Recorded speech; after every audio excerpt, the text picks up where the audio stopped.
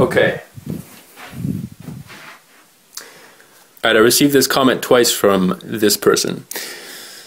So, no, I did not forget. I actually made a video, but I wasn't too happy with it, so I never uploaded it. So, how to stop caring what people think of you?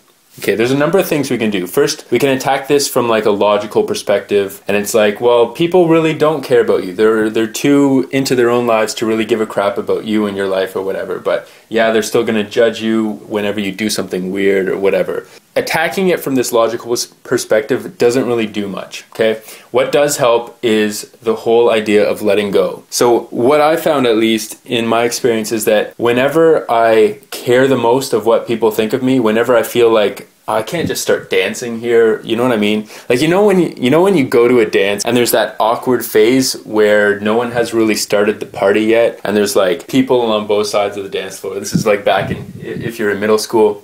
And it's even like that if you go to clubs nowadays. Like, there's a lot of people that will kind of stand off to the wall and don't really want to get involved.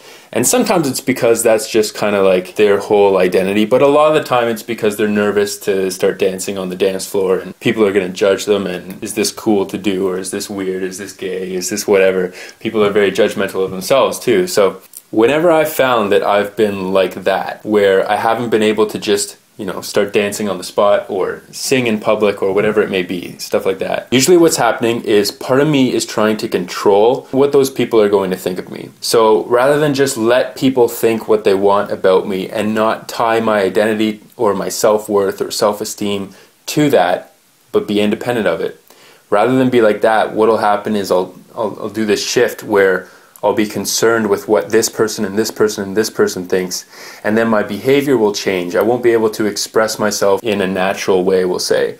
Instead, I'll come across as stifled, almost like I'm constantly judging and analyzing all the things I'm saying, and then you don't seem like a real human being. And people won't connect with you when you're like that. So it's funny. It's like the more you care about what people think of you, the worse of an impression you're likely to make on people. Now there's some other things that have helped besides this first philosophy of just letting go of what people think of you and not trying to control what they think of you, letting go of the control. The other thing I find that really helps is a very simple saying that came from this guy named Alex. I'll put a link to his website below. Alex had this saying that was basically like expression, not impression. So whenever you feel nervous, let's say you're about to go up on stage and make a speech, or let's say you want to go up to someone and you're going to risk rejection by asking them out on a date. Or let's say you have a job interview to go to. That's a good one. A lot of people get nervous about that.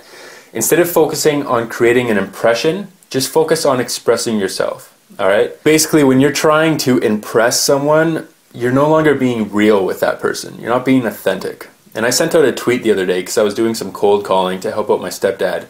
And one of the things I learned very quickly was that when I would call people on the phone and be like, hi, I'm calling from such and such business.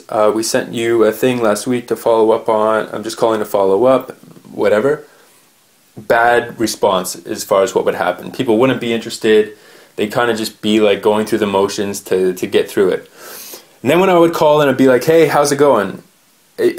Immediately the whole tone of the call would change and the person would be much more receptive. They'd be more open. They'd be more chatty, they'd be nicer to me, they'd help me out a lot more. They'd say, hey, yeah, sure, yeah, you know what, I'll transfer you to Jerry in sales or whatever the case is. So when you're not trying to impress people in any way or create an impression that you are professional or you are this or you are attractive or you are cool, when you don't do any of those things but you just express yourself, that just like opens up this whole new channel where you can authentically connect with another human being. Okay, but ultimately, I mean, I've given you guys a couple good pieces of advice because I've dealt with this stuff a lot. I remember in high school I gave a presentation once and I was so nervous that I was holding this sheet that it was such a bad presentation too, but I was holding this sheet that I was showing to people.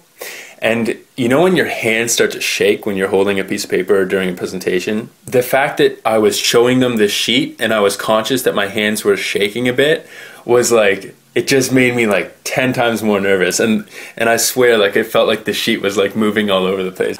So, you know, a lot of us have those experiences from from middle school and high school and even college, and well, public speaking is the biggest fear in the world, right? So I guess a lot of people have those experiences their whole life. But the one thing I'm getting at is that regardless of, whether these philosophies will work or not for you, like this idea of letting go of control, this idea of expression, not impression, regardless, you're still likely going to feel fear, and you're still likely going to care a bit about what people think of you. I think this whole idea that people can completely just no longer care at all what people think of them, and that people can, completely eliminate their fear of public speaking. I think it's a fallacy, because at least with public speaking, like I've done a fair bit of research and learning in that area, and the people that I've talked to that like speak for a living, they still feel nervous before going on stage. Think of musicians. Like once you get on stage and you get going, it gets a bit better. But think of musicians, how often they talk about like, I don't know if they call it stage fright. It's more for like performers. I mean like actors, performers, but musicians play on a stage too. Wow, my brain is going at like 2 kilometers an hour right now. But anyways, musicians, they still get stage fright, even though they've been doing it for a long, long time. At least most of them. Some people just don't, and maybe you can cultivate that in some way. But what I'm getting at is that these people have been facing their fears, and they're still afraid of it, and they still have to face the fear on a consistent basis, like every time they go and perform. So what you have to do is learn to act with fear. If you have fear over doing something, just do it anyways. Do it anyways, and use these philosophies to try and help you. And that's it, guys. Get strong. I don't want to wear out your day or your energy or your mind or your time more.